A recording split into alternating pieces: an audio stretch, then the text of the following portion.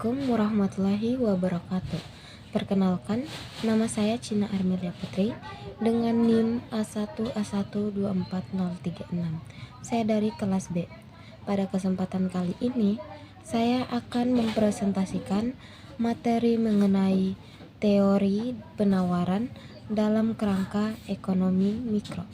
Sebelum masuk ke inti materi, penting bagi kita untuk memahami posisi teori ini. Dalam ekonomi mikro, kita fokus menelaah perilaku unit kecil seperti konsumen dan produsen untuk menentukan harga. Berbeda dengan ekonomi makro yang membahas agregat nasional seperti inflasi.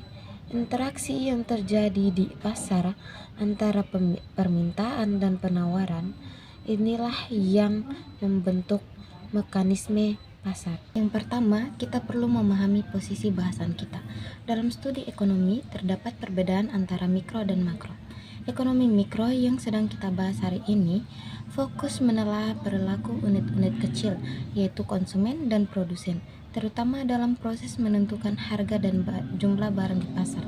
Hal ini tentu berbeda dengan ekonomi makro, yang lebih melihat gambaran besar secara agregat nasional seperti masalah inflasi.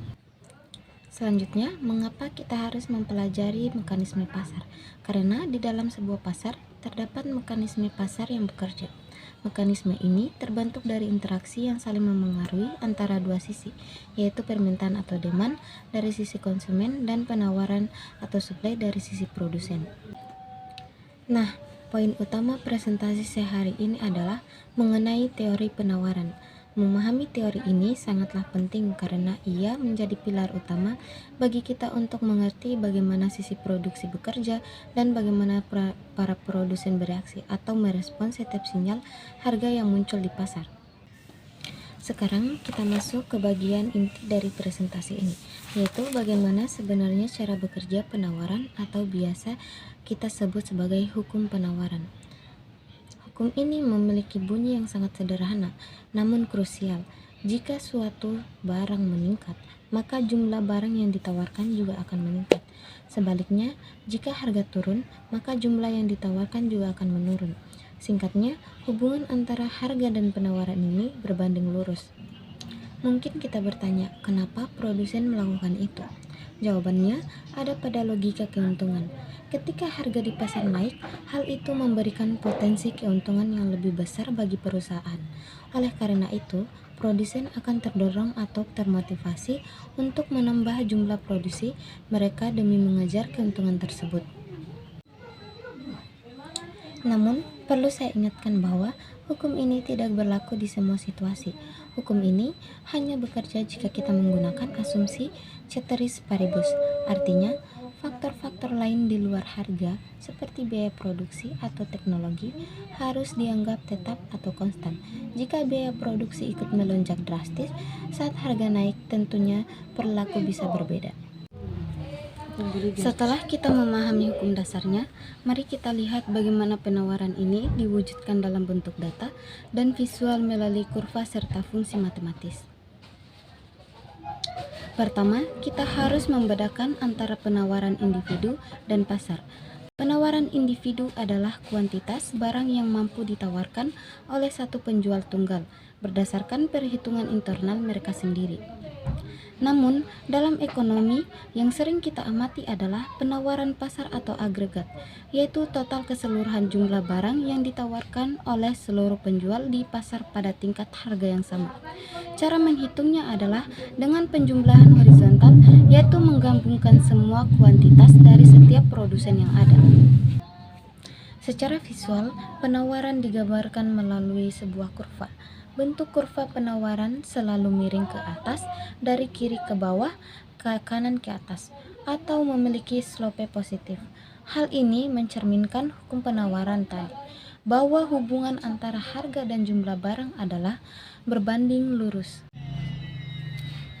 Jika dituangkan ke dalam rumus, kita mengenal fungsi matematis penawaran dengan notasi QS sama dengan A tambah BPS atau PE sama dengan A tambah BQ.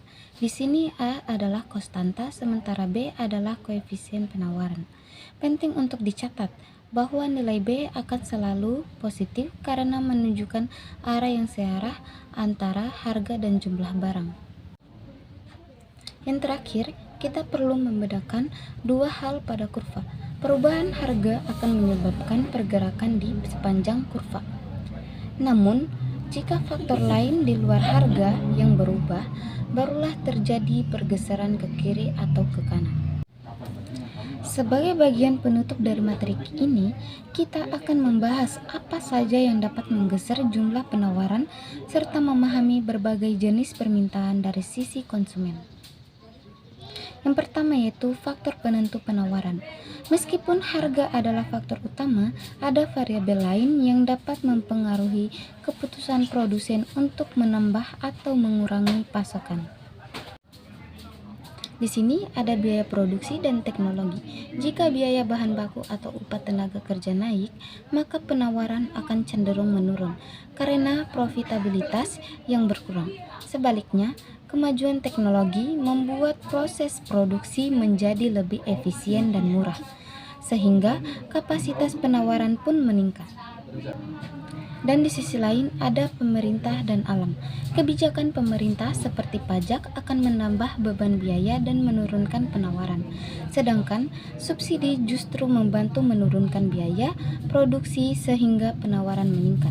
Selain itu, faktor alam seperti cuaca sangat krusial, terutama bagi sektor pertanian di mana gagal panen akibat iklim buruk bisa menyebabkan penawaran anjlok secara drastis.